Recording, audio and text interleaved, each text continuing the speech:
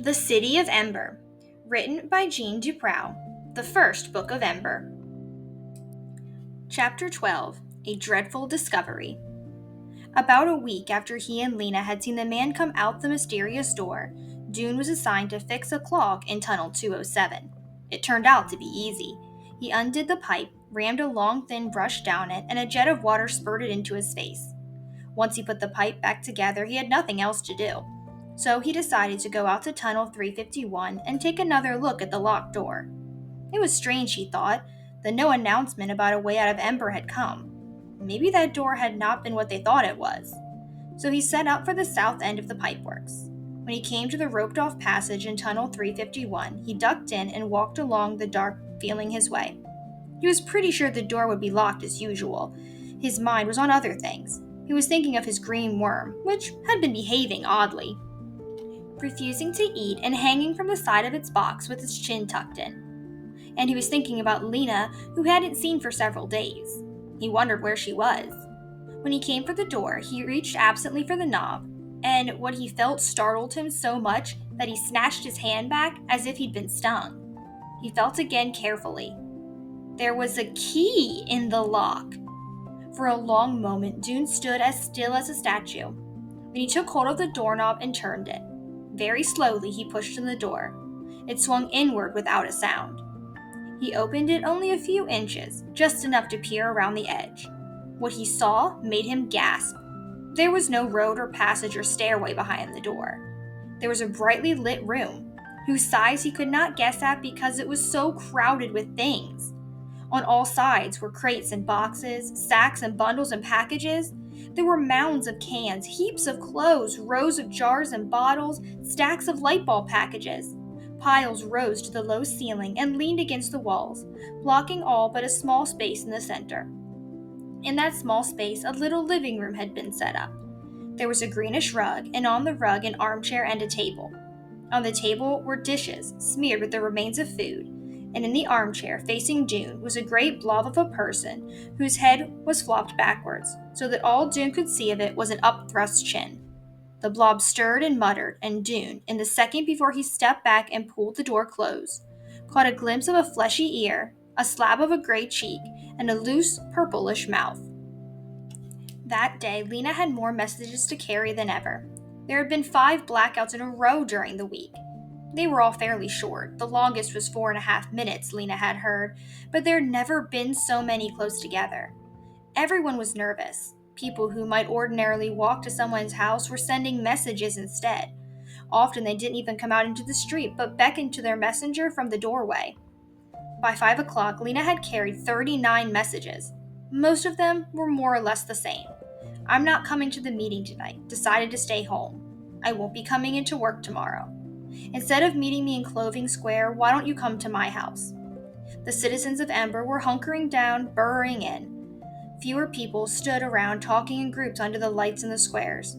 Instead, they would pause briefly to murmur a few words to each other and then hasten onward. Lena was on her way home to Mrs. Murdo's. She and Poppy had moved in all their things when she heard rapid footsteps. Startled, she turned and saw Dune racing toward her. At first, he was so out of breath he couldn't speak. "What is it? What is it?" said Lena. "The door," he panted. "The door in 351. I opened it." Lena's heart leapt. "You did?" Dune nodded. "Is it the way out?" Lena whispered fiercely. "No," Dune said. He glanced behind him. Clutching Lena's arm, he pulled her into a shadowy spot on the street. "It doesn't lead out of Ember," he whispered. "It leads to a big room." Lena's face fell. "A room? What's in there?" "Everything. Food, clothes, boxes, cans, light bulbs, stacks of them. Everything. Piles and piles up to the ceiling." His eyes grew wide, and someone was there in the middle of it all, asleep. "Who?" A look of horror passed over Dune's face. "The mayor," he said, conked out in a big armchair with an empty plate in front of him. "The mayor?" Lena whispered. "Yes, the mayor has a secret treasure room in the pipeworks." They stared at each other, speechless. Then Dune suddenly stamped hard on the pavement. His face flushed red. That's the solution he keeps telling us about. It's a solution for him, not for the rest of us. He gets everything he needs and we get the leftovers. He doesn't care about the city. All he cares about is his fat stomach. Lena felt dizzy, as if she'd been hit on the head. What do we do? She couldn't think, she was so stunned. Tell everyone, said Dune. He was shaking with anger. Tell the whole city the mayor is robbing us. Wait. Lena put a hand on Dune's arm and concentrated for a minute. Come on, she said at last. Let's go sit in Harkin Square. I have something to tell you too. At the north end of Harkin Square stood a circle of believers, clapping their hands and singing one of their songs. Lately they seemed to be singing more loudly and cheerfully than ever. Their voices were shrill. Coming soon to save us, they wailed. Happy, happy day! Near the gathering hall step, something unusual was happening. 20 or so people were pacing around and around, carrying big signs painted with old planks, and on big banners made of sheets. The sign said, What solutions, Mayor Cole? And we want answers. Every now and then the demonstrators would yell these slogans out loud. Lena was wondering if the mayor was paying any attention. Dune and Lena found an empty bench on the south side of Harkin Square and sat down. Now listen, said Lena. I am listening, said Dune, though his face was still red and the look on his face was stormy. I saw Lizzie coming out of the storerooms yesterday, Lena said. She told him about the cans and Lizzie's new friend Looper and what Looper was doing. Dune pounded his fist on his leg. That's 2 of them doing it then, he said. Wait, there's more. Remember how I thought there was something familiar about the man who came out of the door? I remembered what. It was that way he walked, sort of dipping over sideways, and also that hair, all black, all unbrushed and sticking out. I've seen him twice. I didn't know why I didn't remember who it was right away. Maybe because I've only seen him from the front. I took a message from him on my first day. Dune was jiggling with impatience. Well, who was it? Who was it? It was Looper. Looper who works in the storerooms, Lizzie's boyfriend. And Dune? Lena leaned forward. It was a message to the mayor that he gave me. And it was this. Delivery at 8. Dune's mouth dropped open.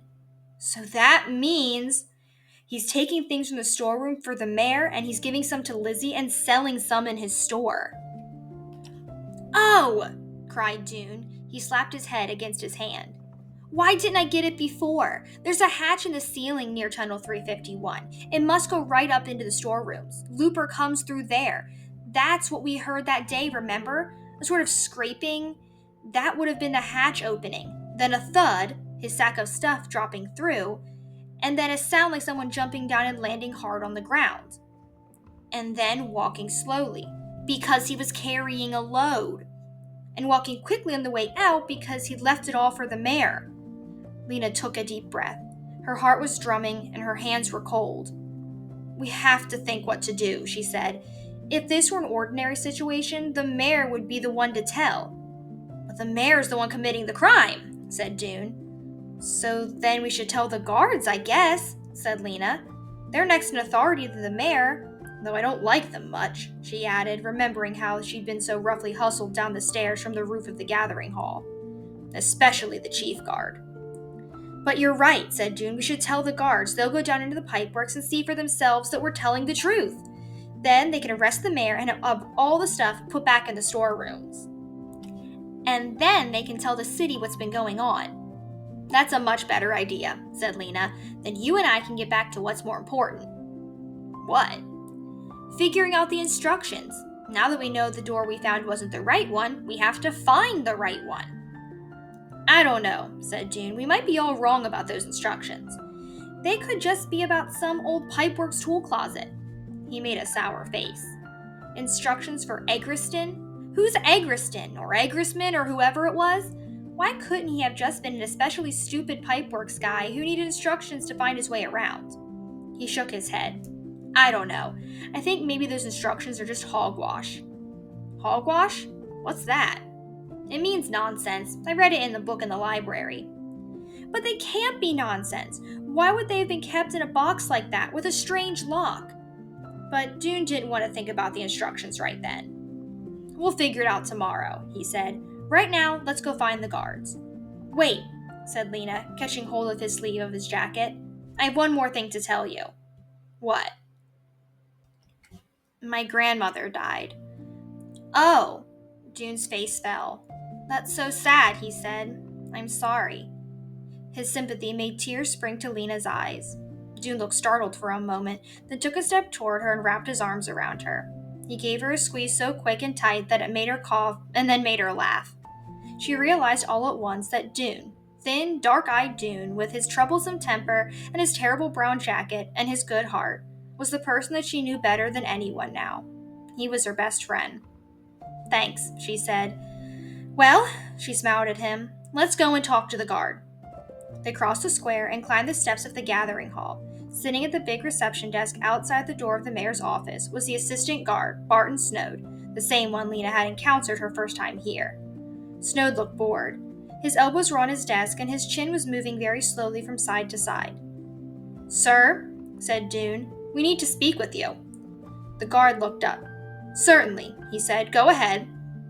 In private, said Lena. The guard looked puzzled. His small eyes darted back and forth. This is private, he said. No one here but me. But anyone could come along, said Dune.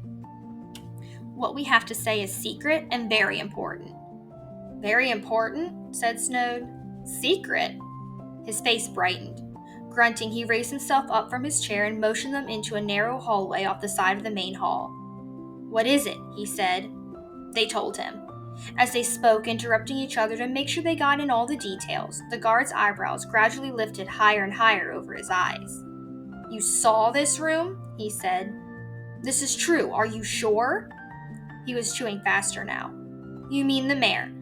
You mean the mayor is... At that moment, a little way down the hall, a door opened. Through it came 3 more guards, including, Lena spotted him by his beard, the chief guard.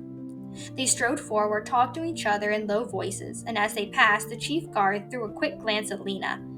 Does he recognize me? Lena wondered. She couldn't tell. Barton Snowd finished his sentence in a husky whisper. You mean the mayor is stealing? That's right, said Dune. We thought you should be informed because who else can arrest the mayor? And once you've done that, the guards can put all the things he's stolen back where it came from. And then tell the city that a new mayor has to be found, added Lena. Barton Snowd leaned heavily against the wall and rubbed a hand over his chin. He seemed to be thinking. Something must be done, he said.